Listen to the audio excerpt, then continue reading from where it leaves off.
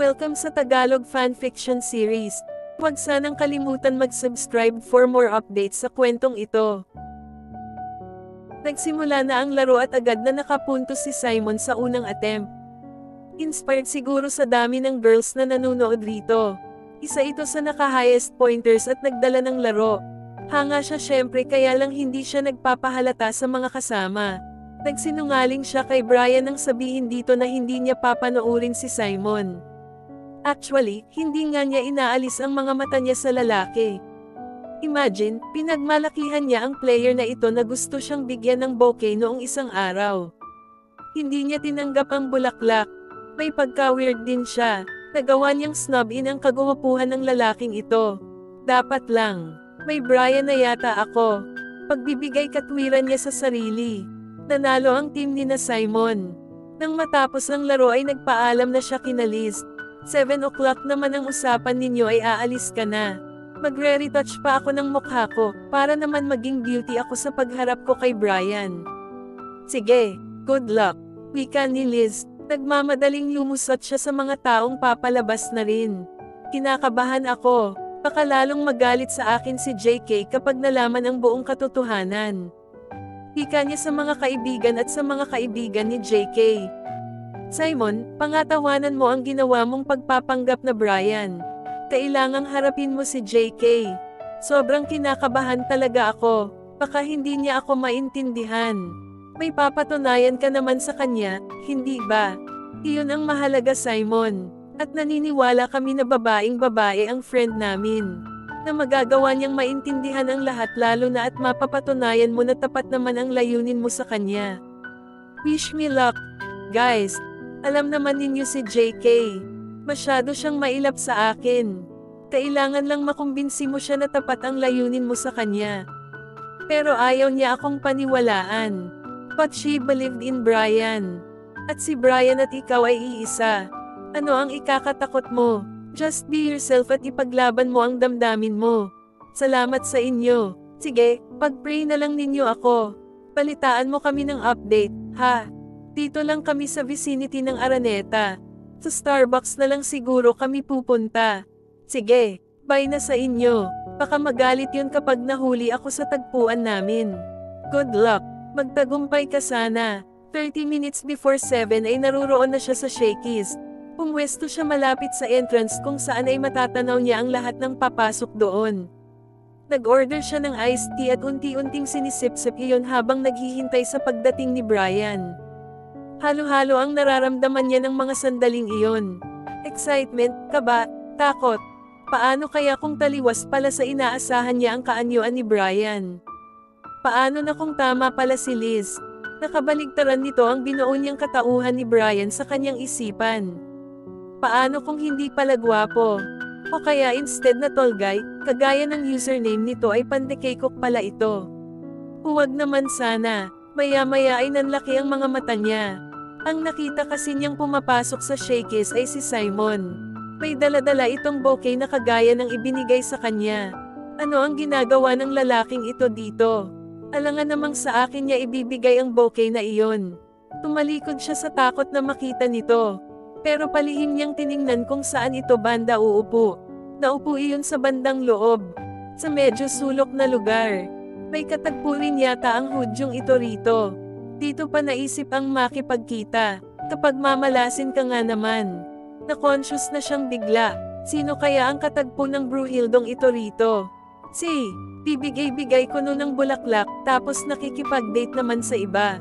Ano ang gusto nitong palabasin? Just lang siya. Napasimangot siya, at palihim na sinusulyapan ang lalaki na panay ang tingin sa relong suot. Hindi man lang iniba ang kulay at design ng bouquet. Talaga naman, puti na lang at hindi niya tinanggap.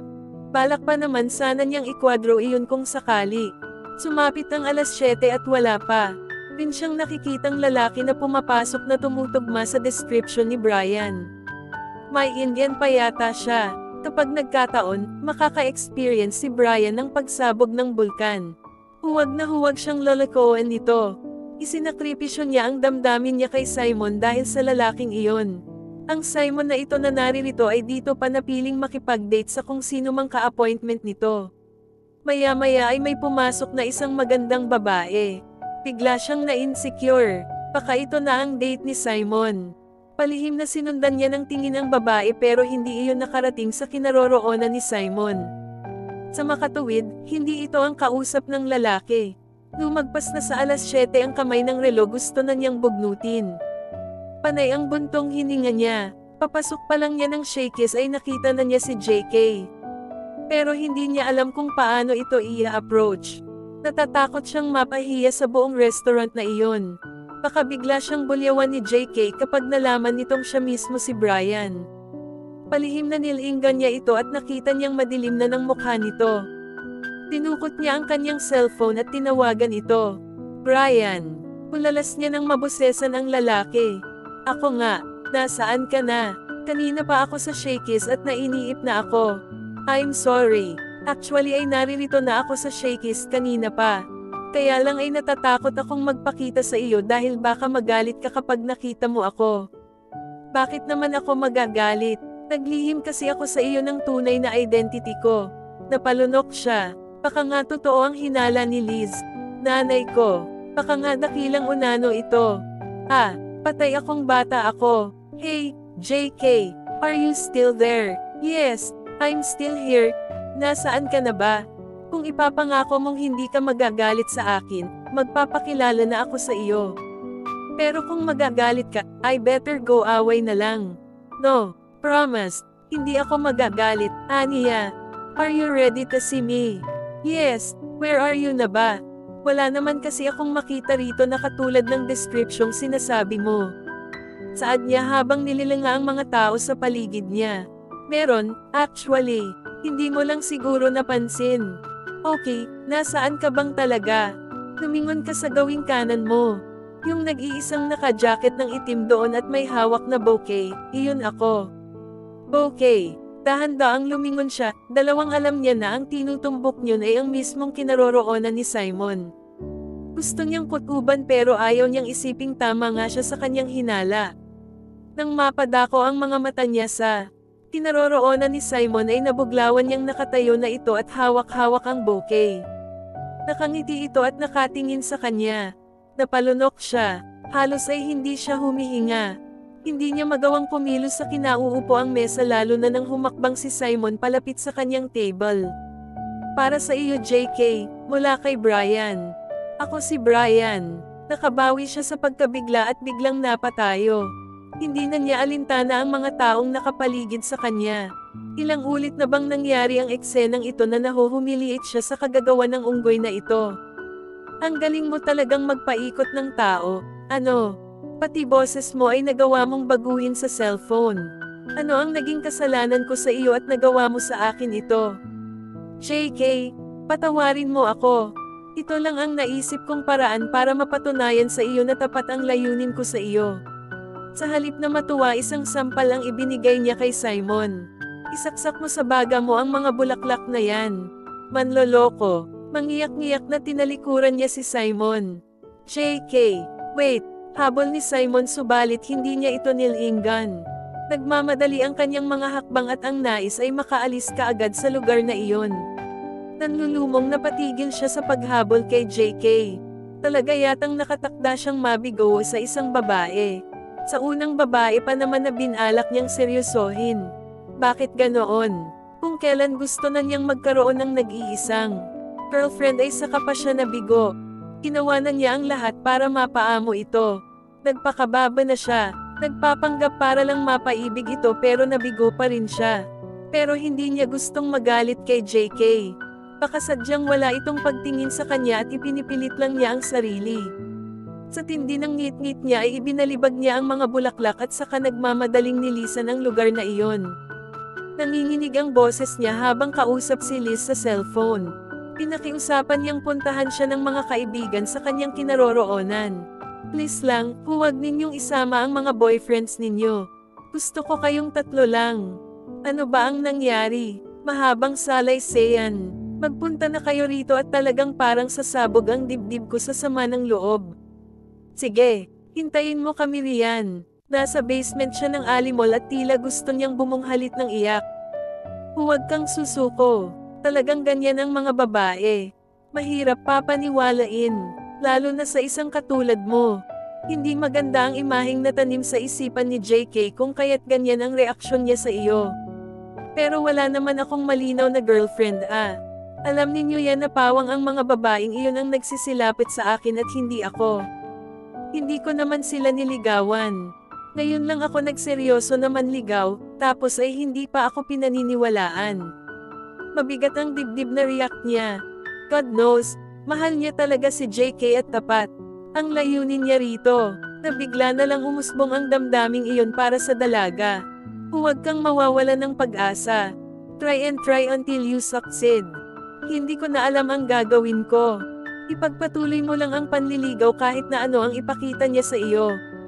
Ang importante ay maipakita mo sa kanya ang katapatan ng iyong layunin. Mahal na mahal ko siya, mga pre.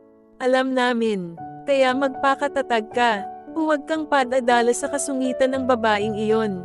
Samantalang sa mga girls naman ay dinadamayan nila si JK.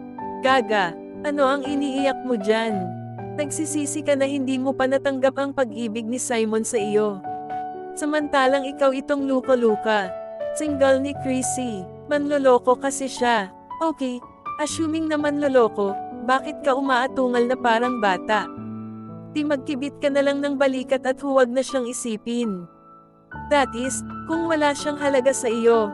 Pero kung meron, ibang usapan na yan. Ano ang gagawin ko? Hindi kaya ng powers ko na iwasan ng lubusan si Simon. Matanong nga kita JK. Mahal mo ba si Simon or Brian? Ayoko siyang mahalin. Never. Lalo na ngayon na dinagdagan pa niya ang panloloko sa akin. Imagine, gusto ko nang mahalin si Brian tapos ganito pala. Ang itinatanong ko kung mahal mo ba siya. Ewan ko. Hindi ko alam. Alam mo, kung hindi mo talaga mahal yan ang tiyak na isasagot mo ay dumadagandong na hindi. Pero the fact na alanganin, feel namin ay may gusto ka rin sa kanya pero takot kang mahalin siya. Ewan ko sabi. Huwag ninyo akong kulitin. Sus, Lola, hindi ka namin kinukulit. Sa totoo lang, gusto ka naming iuntog sa pader ng magising yang utak mo. Ano ba ang iniaayaw mo kay Simon? Ang swerte mo nga na nagpapakagago sa iyo yung tao. Correct si Liz, ang daming nagpapantasya roon sa tao. Kasi nga, babero. Paano mo namang nasabing babero? May nakita ka bang mga babae na pinaluhan niya? May mga babae bang idinidate palagi at inihahatid? May umawi ba sa iyo dahil pinpormahan ka nito ngayon? Diba wala? At ano ang ibig ninyong palabasin? Kasi puro kaselos. Hindi mo muna timbangin ang mga pangyayari. Lapitin ng babae yung tao. Natural lang naman iyon dahil gwapo si Simon at player pa. Syempre may fans. Ang importante, sa iyo siya interesado at ikaw ang love niya. Sige, pagtulungan ninyo ako. Talagang gusto ka naming pagtulungan. Kapag pinakawalan mo pa si Simon, ewan ko lang kung makakakita ka pa ng isang katulad niya. Tinatakot naman ninyo ako. Sus, marunong ka bang matakot? Oo naman. Baka nga tuluyan ng minus si Simon sa akin. Yan ang malaking problema. At biglang nawala rin ang feeling niya sa iyo. Patay kang bata ka. Huwag naman. So, ano ang dapat mong gawin sa palagay mo? Ano nga ba? Di mag-sorry ka. Ang dami mo ng kasalanan doon sa tao. 2 beses mo nang niluri yung mga bulaklak na binili niya para sa iyo. Nanampal ka pa. Ang swerte mo, Lola. Nananampal ka ng lalaking gwapo. Di ko kayang magpahambal. Sa totoo lang. Pwes, bahala ka sa life mo. Asa ka pang balikan ka noon. Magdamag siyang hindi nakatulog. Pinag-iisipan niya ang mga sinabi ng mga kaibigan niya. Naisipan niyang mag-online. Baka sakaling naka-online rin si Brian o Simon. Pwede na niyang masabi ang laman ng dibdib niya kung sakaling naka-online ito. Swerteng naka-online nga ito. Nag-private message siya rito. Pero hindi sumagot. Nakailang message siya pero wala pa ring response. Nagalit na nga yata ng tuluyan at sumuko na sa kanya. Nako, hindi niya kakayanin kapag tuluyang nawala si Simon sa kanya. Ang maipapayo lang namin sa iyo, do the first move since ikaw naman ang may kasalanan. Ikaw at ang marumi mong utak. Paano nga ang gagawin ko? Computer age na ngayon. Mabilis na ang takbo ng isip ng mga tao. Wala naman sigurong masama at hindi naman magiging kababaan ang pagkatao mo kung pupuntahan mo siya ngayon doon sa Klein Car Park dahil naroon daw si Simon at nagmumuni-muni sa loob ng kanyang kotse. Kausapin mo at sabihin ang nasa loob mo. Alangan namang ako ang manligaw sa kanya. Bahala ka. Diskarte mo yan. Nag-advise kami sa iyo noon, hindi ka nakinig. Pwes, gumawa ka ng sarili mong diskarte ngayon. Ganyan kayo, ha? Oo. Ganito kami. Dahil gusto namin na ibukas mo yung mga mata at huwag pakawalan ang pagkakataon na magka-boyfriend ka ng isang katulad ni Simon. Nananakit na ang binti niya kahahanap sa kotse ni Simon. Sa dami ba naman ng kotseng nakaparada sa car park ng kanilang universidad, hindi madaling makita ang sasakyan ng lalaking iyon. Siyempre, may mga katulad na model ng kotse at kulay iyon. Ang tanging palatanda ang hinahanap niya ay ang sticker ng basketball team nito na nakadikit sa likurang salamin ng kotse. Halos manigas ang kanyang leeg sa kalilingon bago na mataan ang kotse ni Simon. Sure na siya na Ivan nga ang kotse ng lalaki dahil kung ilang beses na rin siyang napasakay roon. Dahan-dahan siyang lumapit sa kakinatok ang kotse. Nagulat pa si Simon nang makita ang isang estudyante na nakasandal sa kanyang kotse. At kinakatok ang bintana niyon. Ano kaya ang problema ng babaeng ito? Naisaloob niya. Pinuksan niya ang pinto ng kotse at tangkang kausapin ang babae pero naunahan siya nito. Biglang naupo ang babae sa tabi niya at laking gulat niya nang makilala ito. JK, isang tanong isang sagot, mahal mo ba akong talaga o hindi? Nangangibot ang labing tanong nito sa kanya. Tumilim ang mukha niya. Ano ba ang sasabihin niya? Baka may nakahanda na namang sampal ito para sa kanya kapag nagkamali siya ng sasabihin. Bakit mo pa itinanong yan? Wala namang halaga sa iyo ang damdamin ko, tugon niya. Hindi iyan ang gusto kong marinig na sagot sa iyo. Yung totoo at tunay na sagot kung mahal mo ba akong talaga o hindi. Kung sabihin ko bang oo ay maniniwala ka. Hindi ba hindi rin? Yes or no? Tanong ulit ni JK. Yes. Medyo natahimik si JK. Kita mo, ayaw ka pa ring maniwala. Ngumiti si JK. Tumikit sa kanya. Nabigla siya sa sumunod na ginawa nito. Yumapos ito sa leeg niya at kinabig siya para makahalik ito sa labi niya. Nabigla siya. Imagine, hinalikan siya ni JK. Pero saglit lang ang pagkalito niya. Hindi naman marunong manghalik ang gaga. Idinikit lang nito ang labi sa labi niya. Basta't ang mahalaga, may malaking dahilan kung bakit ito ginawa ng dalaga. Siya na ang nagturo rito ng tamang paghalik. Pasiil na inangkin niya ang mga labi nito. At naramdaman niya ang panginginig ng buong katawan nito. Teka, hindi ako makahinga. Reklamo niya sabay tulak kay Simon. Napatawa si Simon. Titig na titig ito sa kanya. Bakit mo ginawa yon? Tanong nito. Siya ngayon ang napahiya. Bakit nga ba niya ginawa iyon? Iyon kasi ang naisip niyang paraan bilang pagsunod sa payo ng tatlong gagang kaibigan niya. Bakit? Ayaw mo ba? Hinawakan ni Simon ang dalawang kamay niya. Sumagot ka at tumingin sa mga mata ko. I said, bakit mo ginawa yon? Tumingin siya sa mga mata nito. Pairap, tinatanong mo pa, bakit nga ba? Diba pag mahal mo ang isang tao, pwede mong halikan bilang pruweba na mahal mo ito? Dapat ko bang paniwalaan ang sinasabi mo o joke lang yan? Joke ka dyan. Basta ikaw ang nangdayo joke. Ano, seryoso ka bang talaga o loko lang? Seryoso ko no. Tinitiyak ko lang na hindi mo na ako sasampalin matapos kong gawin ito sa iyo. At bago siya nakasagot pa, nasiliuhan na ni Simon ng halik ang mga labi niya. Oh my gosh, may boyfriend na ako. Talagang may boyfriend na ako.